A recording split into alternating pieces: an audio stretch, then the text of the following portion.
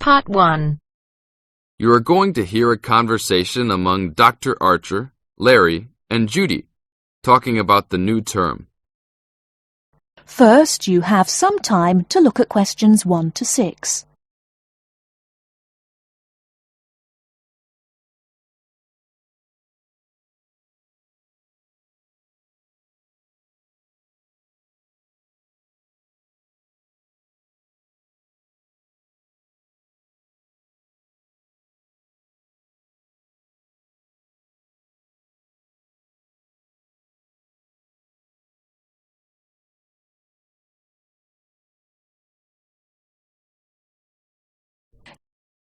Okay, everybody, welcome back to the new term.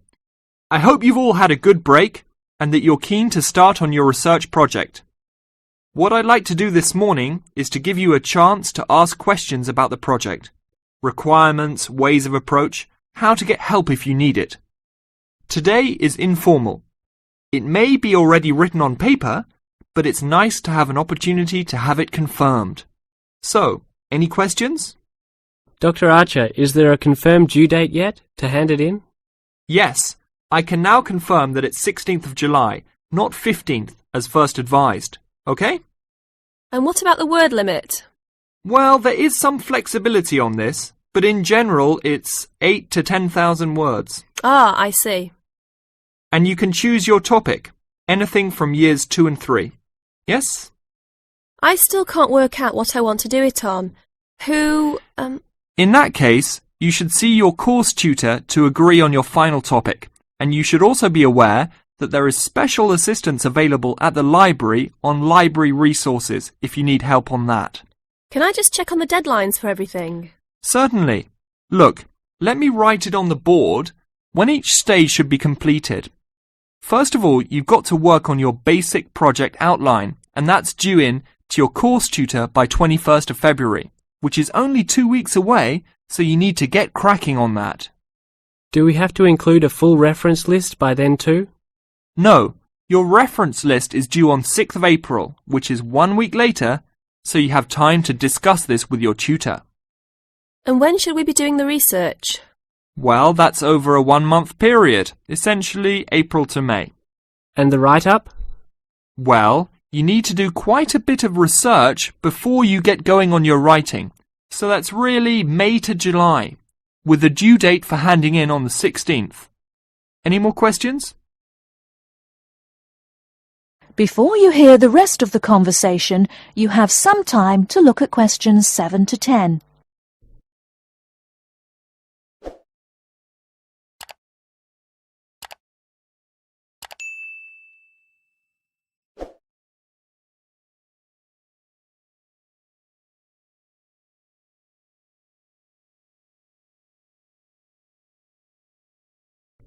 Now listen and answer questions 7 to 10. Well, sir, just some advice really. It's about the research approach. Would you advise us to use some case studies? Well, Larry, I know these can be difficult to arrange sometimes, but I really feel they are of great benefit in this subject. You can always talk to your tutor if you're having difficulty. Yes? I've looked over some previous research projects that are in the library. Is that a good idea, sir? I heard... Okay. I don't think you should go through them in detail, especially at this early stage, or you might end up being influenced by them more than you realise. But yes, it really is about the best guide you can have to what's required to what's expected in this type of project. Sorry, Judy, I butted in on you. That's all right. It's just that I noticed one project was a joint one. They worked together as a pair. Is that a good idea? Yes, I remember that paper. Working in a pair can have some advantages, but to be frank, this is meant to be an individual project, so it's best to work on your own.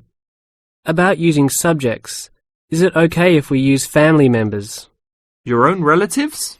I don't see why not. They probably offer some advantages in terms of availability, although you need to guard against possible effects on your research outcomes. So, you can if you want. Perhaps you should discuss this with your tutor if you plan to use relatives, so you can approach it in the best way. Okay, thanks. Okay then. Well, I hope we've been able to sort out a few things. You're welcome to see me at any time or drop me a note if you have any more queries. Fine, thanks. That is the end of part 1. You now have half a minute to check your answers.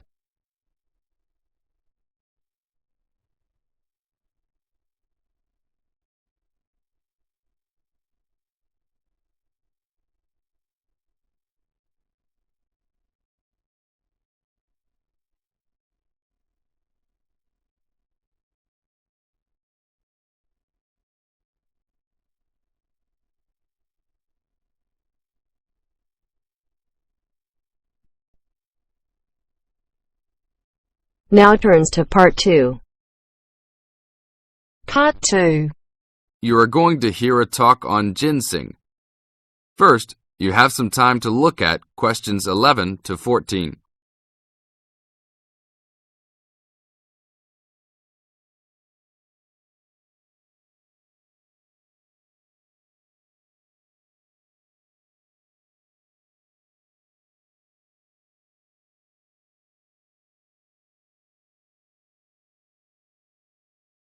Now listen to the tape and answer the questions. Good morning. Today we'd like to talk with Mr. Schumacher of Kaiser Farms. Mr. Schumacher, what is in ginseng that makes it so special? Thanks.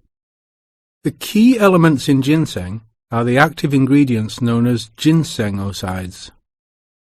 All true ginseng products on the market contain a certain percentage of ginsenosides, and a number of factors determine how much.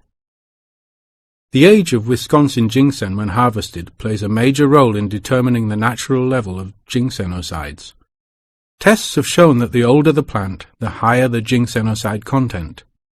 5-year-old Wisconsin ginseng plants have had ginsenoside levels as high as 20%. As a family operation, one of our strategies in producing the highest quality product available is to only harvest 4- and 5-year-old roots. The majority of Wisconsin ginseng harvested is 3 years old. The reason for this is that the expenses to care for and the possibility of disease increase as the plants become older. By limiting the amount of ginseng that we plant each year, we are able to provide the necessary attention and care to produce the highest quality 4- and 5-year-old roots.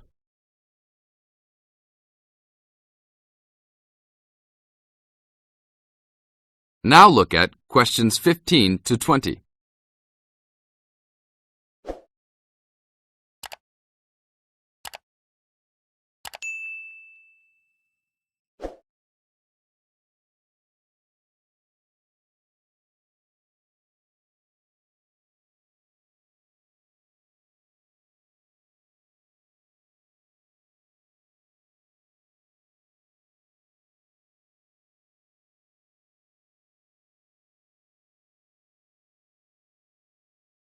As the talk continues, answer questions 15 to 20.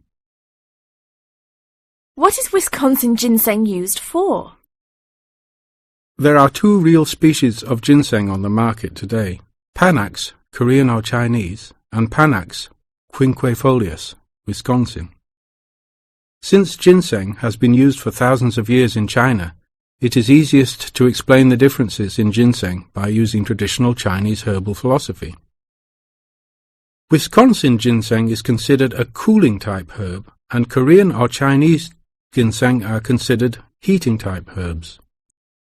As a cooling herb, Wisconsin ginseng is used as a preventative medicine. Here in the United States, Wisconsin ginseng is considered an adaptogen. As an adaptogen, Wisconsin ginseng acts to normalize body functions and strengthen the immune system and other systems in the body. Over a longer period of time, it builds up energy and maintains the body at a higher level, acting to reduce stress and fatigue. As a heating herb, Panax ginseng is used more as a stimulant and is often prescribed in China when the body is recovering from an illness and is worn down and in need of a rapid boost of energy. It is only recommended to be taken over short periods of time and not continuously. Wisconsin ginseng is considered the premier ginseng in China because it can be taken on a continuous basis and acts as a preventative type medicine by slowly building up the body. Wisconsin ginseng fits in perfectly with the Chinese herbal philosophy of preventative type medicine. Unlike here in the US, where we often wait until we are ill to seek medical attention, the traditional Chinese medicinal philosophy concentrates on building up the body to prevent illness. Based on the way Wisconsin ginseng has been prescribed in China, it is the correct ginseng to be taken for the majority of the consumers.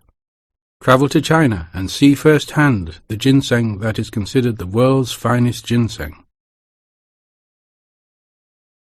That is the end of part 2. You now have half a minute to check your answers.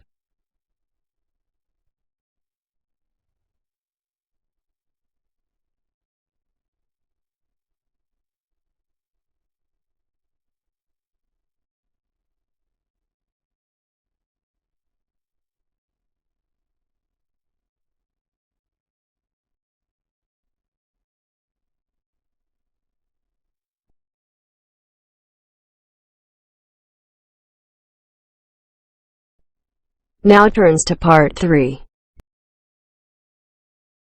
Part 3.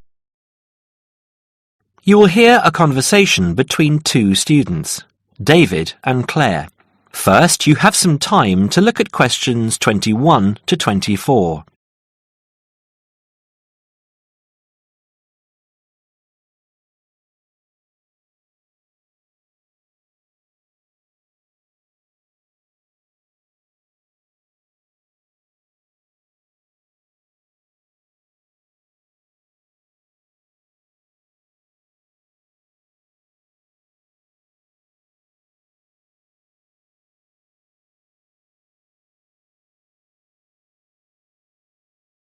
Now listen carefully and answer questions 21 to 24. Hi, David. How are you going with your history studies? Very well. I've actually finished it. That's great! What era did you write on? I researched Roman London, something I never thought I'd be interested in. That sounds interesting. I wanted to tie it into the work I've been doing on engineering, and I found it fascinating and learned many things along the way. Such as? Well, although there were prehistoric settlements throughout the vast area now called London, strangely enough, no evidence has yet been found for any such community at the northern end of London Bridge, where the present city grew up. The origins of London lie in Roman times, right? Right. When the Romans invaded Britain in 43 AD, they moved north from the Kentish coast and traversed the Thames in the London region, clashing with the local tribesmen just to the north.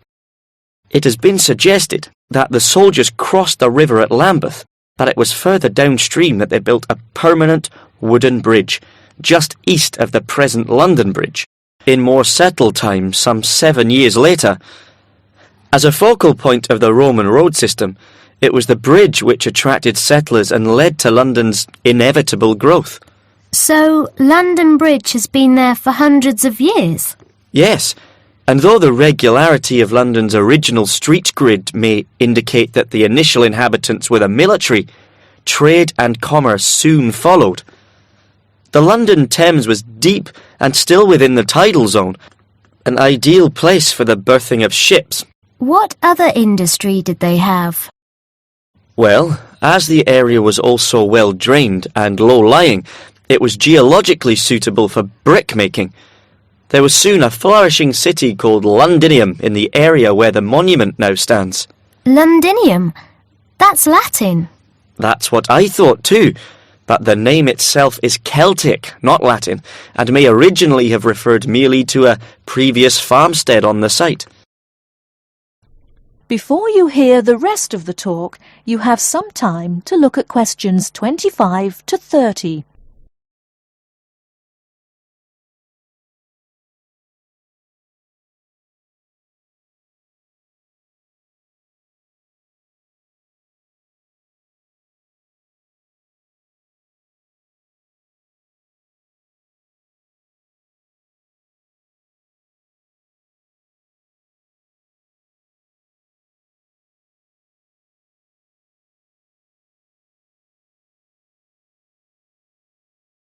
Now listen and answer questions 25 to 30. Wasn't London burned to the ground at some stage? It happened in AD 60 by the forces of Queen Boudica of the Iceni tribe from modern Norfolk, when she led a major revolt against Roman rule. The governor, Suetonius Paulinus, who was busy exterminating the Druids in North Wales, marched his troops south in an attempt to save London, but, seeing the size of Boudica's approaching army, decided he could not mount an adequate defence and evacuated the city instead. Not everyone managed to escape, though, and many were massacred. What about the beautiful old architecture? Did you research that too? I sure did. The major symbol of Roman rule was the Temple of the Imperial Cult. Emperor worship was administered by the Provincial Council, whose headquarters appear to have been in London by AD 100. A member of its staff, named Anacletus, buried his wife on Ludgate Hill around this time. Pagan worship flourished within the cosmopolitan city. A temple to the mysterious Eastern god Mithras was found at Bucklersbury House and is displayed nearby. I quite like St. Paul's. Traditionally, St. Paul's Cathedral stands on the site of a temple of Diana. Other significant buildings also began to appear in the late 1st century, at a time when the city was expanding rapidly. The Forum, a marketplace and basilica which housed the Law Courts complex at Leadenhall Market, was erected and then quickly replanned as the largest such complex north of the Alps. The Forum was much bigger than today's Trafalgar Square. Who was in charge of all the town planning at the time? Procurator Agricola. He encouraged the use of bathhouses and had a grand public suite made, which is now being excavated in Upper Thames Street. They were as much a social venue as a place to bathe. There was a smaller version at Cheapside, and in later centuries, private bathhouses were also built. Another popular attraction was the wooden amphitheatre, erected on the northwestern outskirts of the city. It's possible that gladiatorial shows were put on here, though lesser public sports, like bear baiting, may have been more regular. I thought that happened mainly in the Colosseum in Rome, but I guess London being settled by the Romans explains their lust for blood. That is the end of part 3. You now have half a minute to check your answers.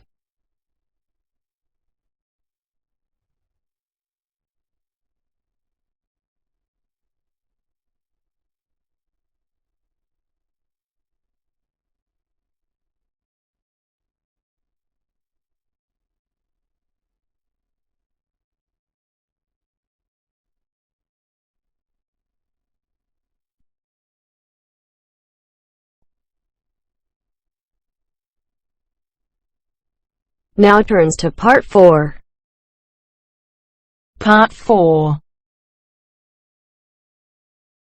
Well, it's the beginning of the digital age, and technology is all set to completely revolutionize the way we watch TV, videos and DVDs and play computer games at home. First, you have some time to look at questions 31 to 40.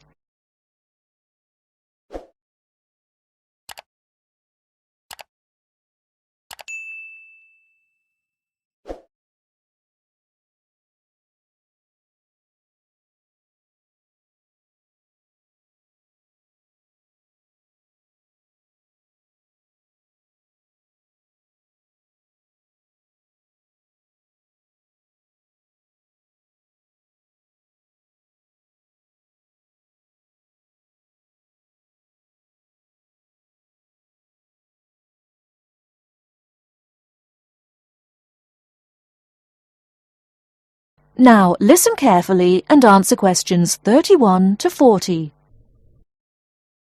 Well, it's the beginning of the digital age, and technology is all set to completely revolutionize the way we watch TV, videos and DVDs and play computer games at home.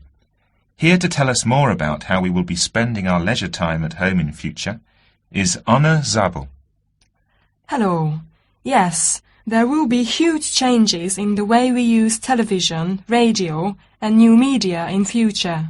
By this I mean we will be able to do what we want, where we want and when we want.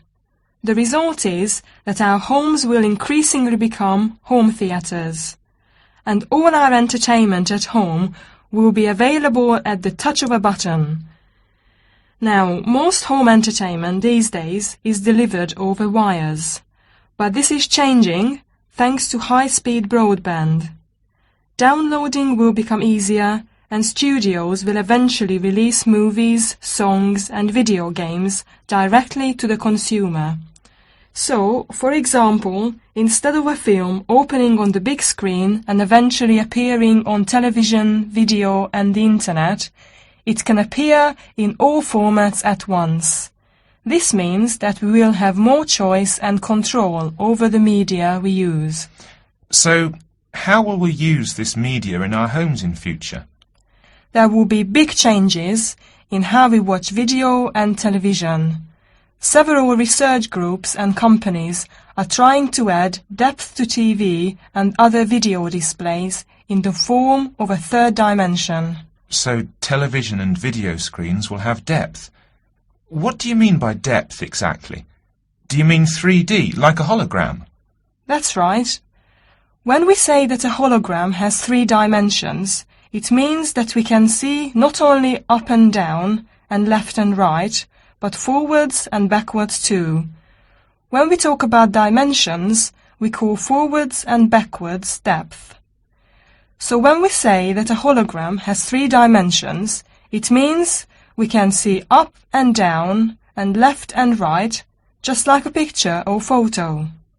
But we can also look into the hologram because the image it contains has depth. So instead of watching films on a flat screen, we will be watching them in 3D. Absolutely. Well, as we live in a 3D world, we shouldn't really be watching television and films in 2D, and the technology to make this happen is already there. 3D screens are being developed which can be placed throughout the house, even in busy areas of our homes, like doorways and halls. Now, these screens appear to float in air. So in the future, 3D holographic images will be sent into our homes, and we will be able to experience the action as if it is taking place right in front of our eyes.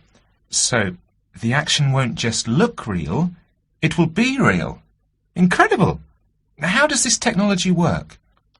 Well, to get true 3D, each of your eyes has to see a slightly different image.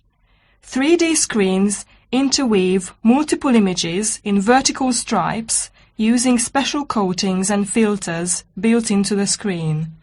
This means that each eye sees a different set of stripes. These screens are called lenticular screens. Now, these screens are easy to produce, and some laptop PCs and cell phones already have them.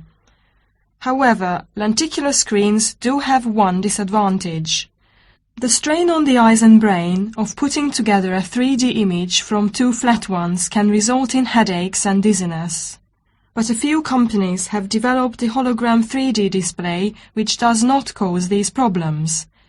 Instead of building images, then leaving them to the brain to put together, holograms create a whole image that reaches the eye exactly the way light from a real object does.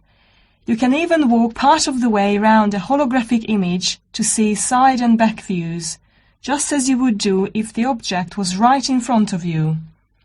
Twin holograms will let a couple watch 2 different programs on the same screen, even if they sit next to each other on the living room sofa. So no more arguing about which program to watch. That's right. Patio screens are being developed too. Patio screens? What are they exactly? Well, a patio screen is a big inflatable screen, which means you can take it outside your home and watch a film in your garden. Some patio screens are even equipped with DVD players, and some new ones may even have a wireless connection. Amazing developments there. Well, join us after the break when we will be talking. That is the end of part 4.